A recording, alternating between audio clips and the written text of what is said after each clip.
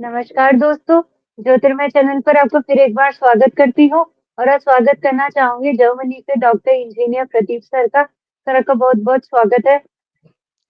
Thank you very much. बड़ा अच्छा लगता है आपके साथ बात करने में, अच्छा टॉपिक लेके आती हैं। जी सर, हमें भी बहुत अच्छा लगता है आपके साथ सीखने में, आप जो इन्फॉर्मेशन देते हो उनसे लेने में। तो सर आज का ये टॉपिक स्टार्ट करते हैं। Germany sure. से एक न्यूज़ सामने आई है। आप बेहतर बता पाएंगे कि आखिर वो न्यूज़ है, उस बात में कितनी सच्चाई है। जर्मनी के बर्लिन और ब्रेंडनबर्ग की करीब 8 यूनिवर्सिटीज ने एक्स प्लेटफॉर्म का यूज बंद कर दिया है। सर आप बताइए कि इस बात में कितनी सच्चाई है और ऐसा करने के पीछे क्या खास वजह है? हाँ, ये स्टार्ट तो बहुत देर से हुआ था, क्योंकि यहाँ पर किसी प्लेटफॉर्म को बंद करने के लिए आपको थोड़ा बहुत बैकग्राउंड बतानी पड़ती है। और ये आप ऐसा नहीं कर सकते कि हम कल मेरा मूड खराब हुआ है तो मैं बंद कर दूंगा। तो ये न्यूज़ जो है ये कल हाफ न्यूज़ में भी आई है और इसके पीछे बैकग्राउंड भी है। अगर आप थोड़ा सा ध्यान दें तो जो टेस्ला वाले जो एक्स एक्स का जो बॉस है उसने कुछ डेरोगेटरी बातें बोली हैं। उसमें जो पॉलिटिक है उसके अंदर उसने इंटरफेयर किया है और इसको कोई भी कंट्री टॉलरेट नहीं करता। इसी की वजह से मैक्रोन ने भी, जो फ्रेंच प्राइम मिनिस्टर प्रेसिडेंट है, उसने भी इसके अगेंस्ट में बातें बोली हैं और मेरी नज़र में बिल्कुल ठीक बोली हैं। और जर्मन का जो चांसलर है शोल्स, उसके बारे में जो इसने बोला that was absolutely is not recommendable. और फिर एक प्रेसिडेंट को इसने, जो जर्मन का प्रेसिडेंट स्टाइनमायर है, उसके अगेंस्ट भी इसने ट्वीट किया। और फिर एक राइट विंग की जो पार्टी है एएफडी, उसके उसको इसने बोला कि she is the only party who can save Germany. तो ये जो पॉलिटिकल जो कोर्स चल रहा है उसके अंदर इसका इंटरफेरेंस स्टार्ट हुआ। और आई थिंक टुडे संडे, हाँ थर्सडे को स्पेन के प्रेसिडेंट जो सांचेज है उसने बोला कि इसके अगेंस्ट हमें स्टेप उठाने चाहिए। ये हमारी जो इंटरनल पॉलिटिक्स है उसके अंदर इसका कोई राइट नहीं बनता।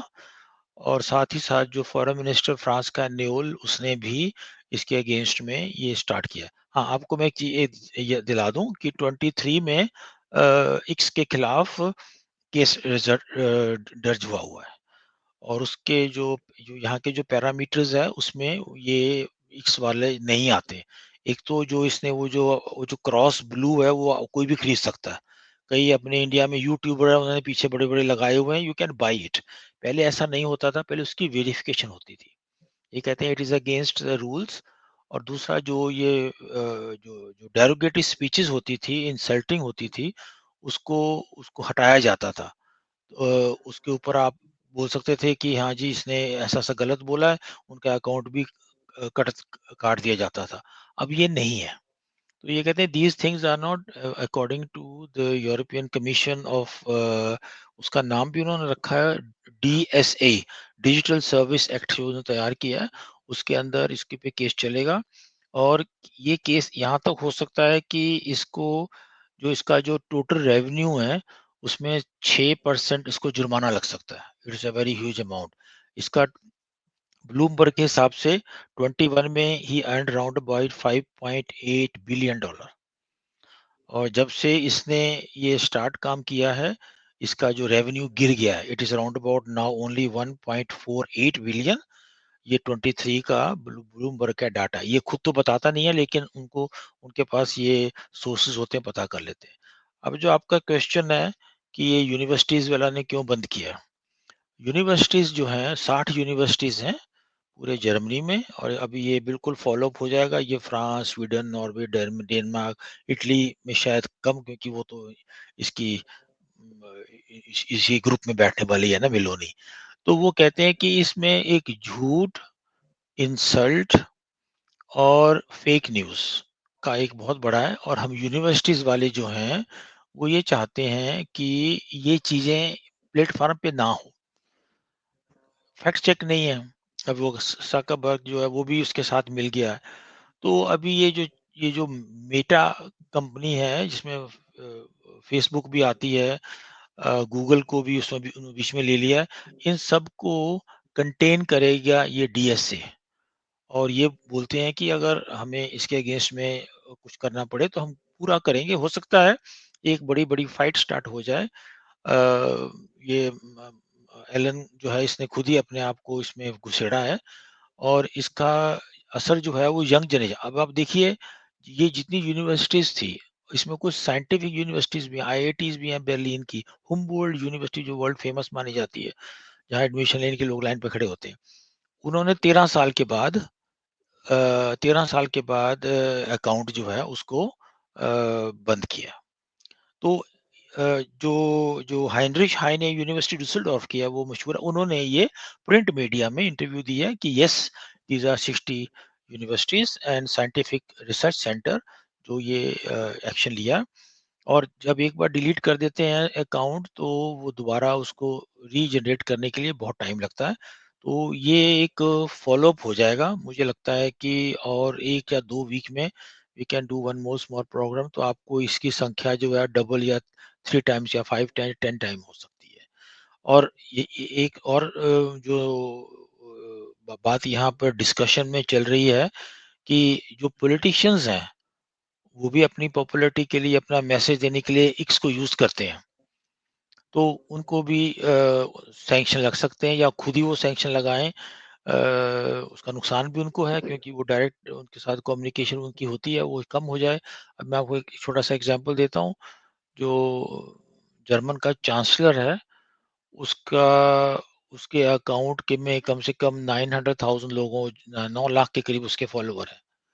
तो वो एकदम से खत्म हो जाएँगे। तो ये कुछ ना कुछ तो बनाएँगे कि जुर्माने लगाए जाएँ, फाइन किया जाए, और उनको प्रेस किया जाए कि वो फैक्ट चेक करें, और जो गलत न्यूज़ चढ़ाई जाती है उसको डिलीट किया जाए। ये एक लगता है मुझे नेक्स्ट स्टेप होगा। जी। तो पर इसमें एक क्वेश्चन ये मैं ऐड करना चाहूंगी कि ये जो एक्स प्लेटफॉर्म को यूज नहीं करना है, वो तो एक पॉलिटिकल रीजन जो आपने बताया, वो पॉलिटिकल रीजन है। इसमें एजुकेशनल इंस्टीट्यूट को इन्वॉल्व करना, मतलब देखिए, ये बात कुछ। हाँ, आप देखिए कि जो एजुकेशन में पढ़ने वाले बच्चे हैं, वो भी एक एक्सचेंज करते हैं अपने का टेक्निकल विंग। वो किसी का जवाब देते हैं, उसमें उसको वो आपने अगर कोई टेक्निकल क्वेश्चन पूछ लिया है, या बिज़नेस का क्वेश्चन है, जो आप एक-दूसरे का communicate it's a just way of communicating. तो उस कम्युनिकेटिंग वे में उन लोगों को ज़बरदस्ती जो लॉगरिथम्स बनाए हैं, उससे वो फेक न्यूज़ भेजी जा सकती है। तो बच्चे जो हैं, जो स्टूडेंट हैं, वो एक फेक नैरेटिव के शिकार हो सकते हैं। वो मैनिपुलेट किए जा सकते हैं। तो इसका पॉलिटिकल डिसीजन तो है ही है, इसका एजुकेशनल और इसका अपब्रिंगिंग का भी एक, आपका जो माइंडसेट है उसको चेंज किया जा सकता है। जो एक डेमोक्रेटिक आदमी है, वो अगर बार-बार फेक न्यूज़ सुनेगा, तो कभी तो उसके दिमाग में आ जाएगा कि ये हो सकता है ना? वो ज़्यादा चेक नहीं करेगा, क्योंकि छोटा-सा टेक्स्ट होता है लिखने वाला, उसको पढ़ने के बाद आदमी उस पे यकीन करता है। मैंने भी बहुत सारी फेक न्यूज़ पे यकीन किया, क्योंकि मैंने रिसर्च नहीं किया जब। मैंने कहा ये तो पागलपन है, ऐसा हो सकता है यार, लॉजिकली आप थिंकिंग करो, इट्स नॉट पॉसिबल। जब लॉजिकली थिंकिंग किया, उसको सोचा, रिसर्च किया, पता लगा कि बिल्कुल फैक्ट गलत है। तो लेकिन ये वो जो तीर है जो कमान से निकल चुका है, तो उसको पकड़ना बड़ा मुश्किल है। और जब कोई करेक्टनेस होती है, तो अगर आपने 10 लाइनें लिखी हैं, तो करेक्टनेस जब आती है उसमें से 1 लाइन लिखी होती है। उसकी इतनी वैल्यू नहीं होती, वो तो एकदम से पानी तो चला गया, बह गया ना समुद्र के अंदर। तो ये उसको कंटेन करना चाह रहे हैं, और कंटेन करेंगे कि जो फेक न्यूज़, मैनिपुलेशन, हेट, डिसइन्फॉर्मेशंस जो आती हैं, वो एक आने वाली जनरेशन के दिमाग में ना आए, और उसको हम प्रोटेक्ट करना चाहते हैं। It's actually protection for coming generations, and protection for people like me and you also, जो जो पॉडकास्ट में आके बातें करते हैं, वो भी इसी न्यूज़ को लेके गलत भी बोल सकते हैं। मैं कोई इतना बड़ा महात्मा आदमी नहीं हूँ। मुझे कोई चीज़ अच्छी लगेगी, बोलूँगा हाँ, ये ठीक हो सकता है। मैं आपसे बात कर लूँगा, बाद में आप उसको चेक करेंगे, बोलेंगे तो गलत था। लेकिन वो उस गलत के उस गलत बयान के लिए हम कभी प्रोग्राम ही नहीं करेंगे, क्योंकि हम उसको करेक्ट नहीं करना चाहते। तो this is the very human nature.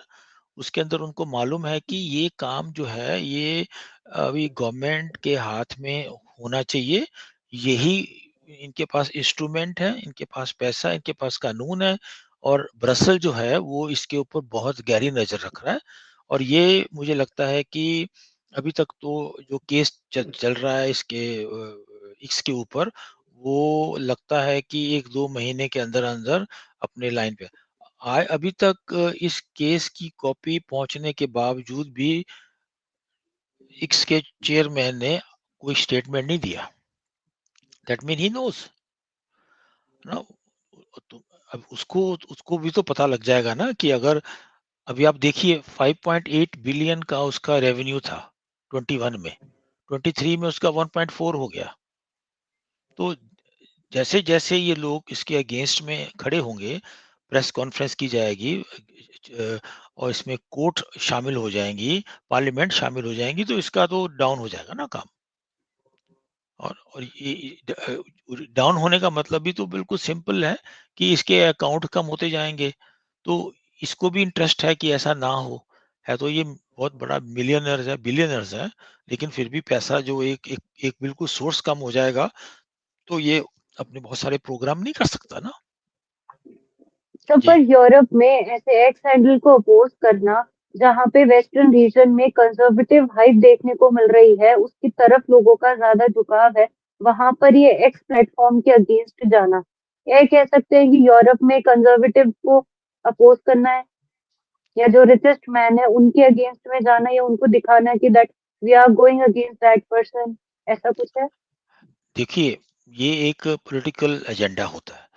अगर आप सोचें कि जो राइट विंग पार्टीज़ हैं, वो इसको यूज़ कर रही हैं या मिसयूज़ कर रही हैं, उनका नुकसान भी हो सकता है। अगर वो डिसइन्फॉर्मेशन, फेक न्यूज़ और और मैनिपुलेटेड वे से लोगों को बताएँगे, तो एक ये तुक्का चल सकता है कुछ दिन।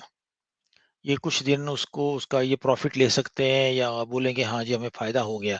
लेकिन in a long run they know also it can be a counter productive. तो उस काउंटर प्रोडक्टिव के लिए जो जितने भी राइट विंग वाले हैं, ये ठीक है, वो प्रेसिडेंट यूएस को भी सपोर्ट करेंगे, उसके भी झंडे लगाएँगे, एक्स के मैनेजर को भी बुलाएँगे, सब कुछ करेंगे। लेकिन at the end they know that the mentality of the west European people is totally different than in Asia and in in USA. USA में बहुत बड़ी पब्लिक है, सॉरी टू से दे आर डम्ब। उन्हें सिर्फ़ अपने एरिया का पता है। अगर आप न्यूयॉर्क में जाके किसी को पूछ लो सड़क के ऊपर कि इंडिया की कैपिटल क्या है, उसको नहीं मालूम है। उसको न्यूयॉर्क के बारे में सब कुछ मालूम है। तो यूरोप का जो है वो थोड़ा-सा इंटेलेक्चुअल बेस है।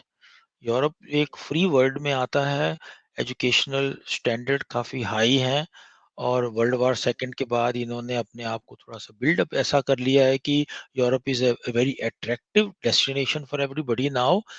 15 साल से जो इमिग्रेशन यूरोप को आ रही है, ये तो कभी ना इंग्लैंड ना ऑस्ट्रेलिया कहीं नहीं गई है। क्यों लोग यहाँ पर आ रहे हैं? बेनिफिट्स हैं, वे ऑफ लाइफ अच्छी है, इंफ्रास्ट्रक्चर अच्छा है। अब थोड़ा-थोड़ा इनका बेड़ा गर्क हो रहा है, तो उसमें ये एक्स वाले थोड़ा-सा फ़ायदा उठा रहे हैं और उसके थ्रू जो पॉलिटिशियन है, वो अपना थोड़ा-सा फ़ायदा उठा रहे हैं। लेकिन ये काठ की हांडी ज़्यादा देर नहीं चलती। ये एक हाइप होती है, वो हाइप आने के बाद फिर एकदम से नीचे सब गिर जाता है, जैसे एकदम से रेत का महल गिर जाता है। तो जब लोगों को पता लग जाएगा, स्टूडेंट्स जो आगे आने वाली हैं, आपकी जनरेशन है या मेरे बच्चे हैं, वो जब देखेंगे कि ये प्लेटफ़ॉर्म के ऊपर तो सिर्फ़ झूठ बोला जा रहा है, तो वो भी तो रिसर्च करते हैं ना, वो भी तो उनके पास भी तो और सोर्सेज़ ऑफ इन्फॉर्मेशंस हैं, तो वो उसकी जो पॉपुलैरिटी इतनी कम हो जाएगी, देखेंगे कोई नहीं। अभी इंडिया में आप जो देखती हैं या मैं भी यहाँ देखता हूँ, जो मेन स्ट्रीम मीडिया है, उसका जो जो उसका जो टीआरपी है, वो कम होता जा रहा है। उसकी वजह यही है कि वही 5 गेस्ट, वही 5 टॉपिक, वही सब दुनिया को जानते हैं। तो वो कोई टाइम्स इंडिया पता नहीं क्या न्यूज़ चैनल चलते हैं, आप जब भी उसको ऑन कर लो, वो 5 बंदे बैठे होते हैं। वो मुझे नहीं समझ आता उनके पास क्या ऐसी क्वालिफ़िकेशन है कि वो हर टॉपिक पे बात कर सकें। तो वो लोग जो हैं वो पॉडकास्ट की तरफ आ गए। आपको ज़रा देखते हैं। जब आप लेके आते हैं प्रोग्राम, देखने वाले लोग आते हैं, कहते हैं आप अच्छा टॉपिक लेके आ रहे हैं। 1 आदमी बैठा हुआ है या 2 आदमी बैठे हुए हैं, वो आपस में वहाँ लड़ नहीं रहे हैं, वो एक-दूसरे के साथ एक बिल्कुल वेल मैनर्ड से बात कर रहे हैं। तो ये प्लेटफ़ॉर्म जो जो आप चलाती हैं ज्योति, मैं हरिमोहन साहब का बहुत थैंक यू, उन्होंने स्टार्ट किया।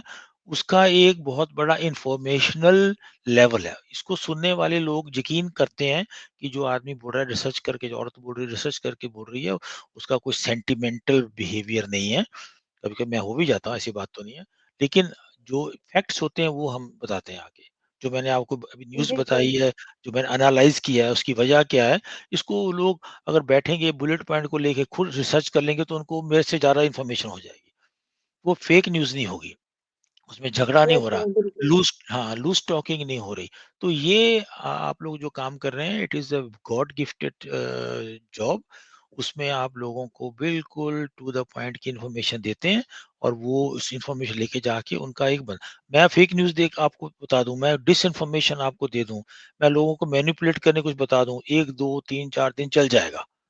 उसके बाद वो नहीं अब देखा है पाकिस्तान में यूट्यूबर्स का वो गैंग, लाहौरी गैंग बिल्कुल बंद हो गया। क्योंकि उन्होंने यही काम पकड़ा हुआ था। फेक न्यूज़, मोदी की तारीफ और ये सब लेकिन कोई एनालिसिस नहीं था। कोई फंडामेंटल डिस्कशन नहीं था। माइक्रोफ़ोन पकड़ा, सड़क पे चले गए, पूछा हाँ जी, वो उनकी बुलेट ट्रेन चल रही है। अरे सबको मालूम बुलेट ट्रेन चल रही है। उसके पीछे आप कुछ इन्फॉर्मेशन भी तो दो। कब से स्टार्ट किया, कौन उसका डिज़ाइन किया, कहाँ से ये प्रोक्यूरमेंट हुई है, उसकी इंजीनियरिंग किसने की है और ये प्रोग्राम कब से चल रहा है, इस पे कितना बजट आया है, इसके ऊपर को तो देन पीपल टेक इंटरेस्ट। आप उसको ये बुलेट चल रही है, पाकिस्तान में क्यों नहीं चल रही या मलेशिया में क्यों नहीं चल रही? अरे हेल विद दैट यार, नोबडी इज इंटरेस्टेड। तो वो बंद कर दिए हैं, वो फेल हो गए हैं। उन्होंने आप हमारे लोगों के सेंटीमेंट से फायदा लिया ना। जो इंडिया में बैठे लोग हैं, आप मेरी बात को ज़रा ध्यान में दीजिएगा।